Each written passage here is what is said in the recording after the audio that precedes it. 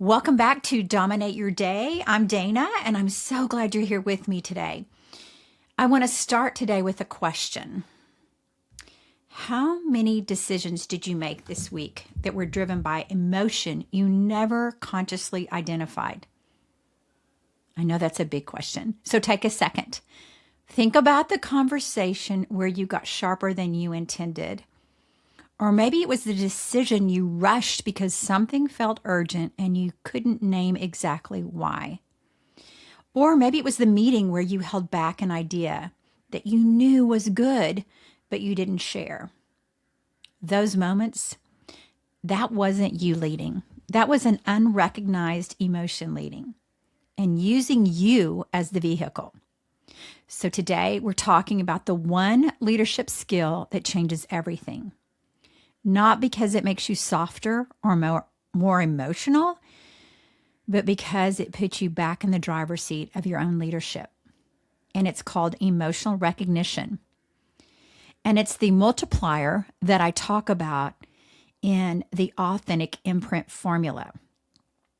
The authentic imprint formula is your unique talents plus your core values plus your mission times your emotional recognition. So here's the trap that most high-performing leaders fall into. And we've all been there. We've been trained, especially in corporate environments, that emotions are noise. They're distractions, things to manage, minimize, or just push through on the way to real work when we're really doing the work. So we get really good at compartmentalizing. And I can say I've done this. And I know this.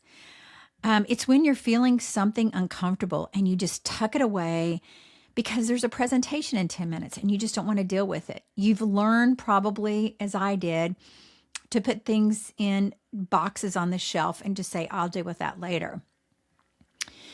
And what brought this up is that tucked away emotions don't just disappear. They collect interest and they show up. It's in the edge of your voice during a difficult conversation. Maybe it's in the avoidance of a decision you know you need to make. Or it's in that Sunday night dread that tells you something is off, even when you can't articulate what. This all came up when I was working with a finance executive recently. She's a brilliant woman, top of her field, everything going for her on paper. She described her leadership as feeling mechanical. She said, the joy is gone. Connecting with clients used to light me up, and now it just feels like I'm checking boxes.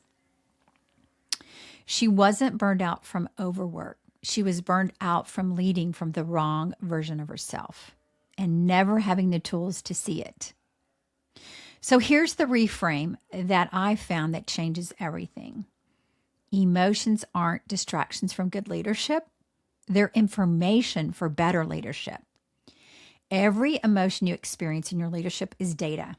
It's your internal dashboard.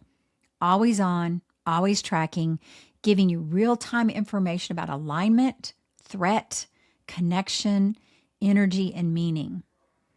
The leaders who sustain high performance over years, not just quarters, aren't the ones who feel less. They're the ones who've learned to read the dashboard in real time and use what it's telling them to make better choices. That's emotional recognition, not emotional expression, not emotional indulgence. Recognition. It's the ability to notice, to name, and to understand your emotional state before it shapes your actions or your relationships. In the authentic imprint formula, which I mentioned earlier, it's, again, strengths plus core values plus missions multiplied your emotional recognition.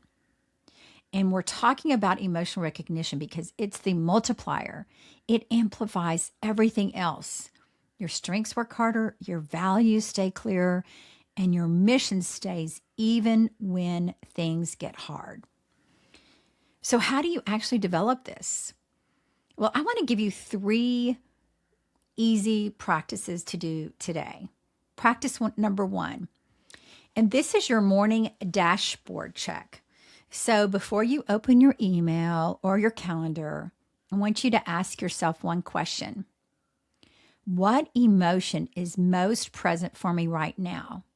For me this morning, I was feeling a little overwhelmed. I have a lot of deadlines coming up, and I wasn't feeling confident in some things. And then I realized that I wanted to feel confident. And so I began to look at, why am I feeling not confident in something? And it goes back to an old pattern I had from childhood. And it creates this micro gap between what you're feeling and what you want to do with it. And that gap is where your leadership lives. So the first thing was to actually figure out what you're feeling, name it, notice it, and then try to think about what you want to feel and write that down. And then practice number 2 is the alignment check. When you notice you're consistently drained after certain activities, it's not that you're tired, but you're just depleted. Ask the alignment question. Is this misaligned with my strengths, my values, and my mission? Usually it's one of those 3. And naming which one tells you exactly what needs to change. I worked with an executive team on Friday to identify their core values as they built their company. And it was so exciting to see them align on these values and how that had not been prevalent in their discussions in the last couple of weeks. So we worked on their values, we worked on their mission, and it was exciting to see that all come together. Once they learned their strengths, then they had their values, and then they had their mission. Now they have clarity. And it's usually one of those 3 that is getting in your way. And for this team that I worked with, naming it exactly what helped them as a team know how to change. But as you as an individual, it's going to also help you manage this daily. For that finance executive I mentioned, the drain was a misalignment between her woo, which is winning others over in the Clifton Strengths language of strengths, and her positivity, which is cup is always half full. She had high people strengths, and the increasingly transactional nature of her role, she was doing work that required her to execute and deliver, but she wasn't connecting, building, and including. Her strengths were starving. So she started really paying attention to her strengths so that she could get back into alignment. And then the last practice for this week is I just want you to pause before you respond. And if we can do that throughout the day, it's amazing. Like I said, start in the morning. What are you feeling? Today, when I was able to name my feeling, then I was able to think about what feeling I wanted to have today and really intentionally work on that through my strengths and my core values.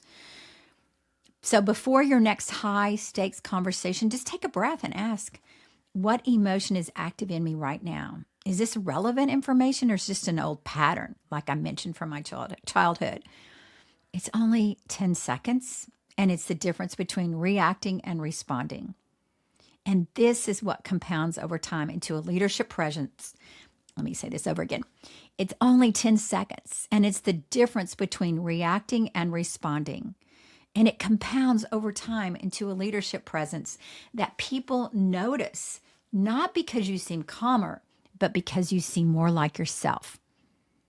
So this month, on Dominate Your Day, we're going deep on emotional recognition because it's the multiplier that changes everything. Here are your 3 action items. Start the morning dashboard. Check in this week. 5 days, 1 word each morning. I want you to see what you learn and what pattern you find. Then I want you to run an energy audit. Track what gives you energy and what cost you energy for those 5 days. Look for the pattern. Sometimes I'll have people put a circle around things in their calendar that really energize them and put squares on things that drain them. There's your pattern. 9 times out of 10, you're going to see that you weren't using your unique talents like this finance executive I mentioned. And then the third, if you have not taken the Authentic Imprint assessment, it's free. It's 3 minutes to take. Do it today. You can go to my website at danawilliamsco.com and find the resources there to take the assessment, and it will show you the foundation that you're working with. I can't wait to hear from you. Please reach out, give me a direct message, and let me know how it's going. I'm Dana Williams, and I want to thank you for spending part of your day with me. Now let's go lead from the inside out.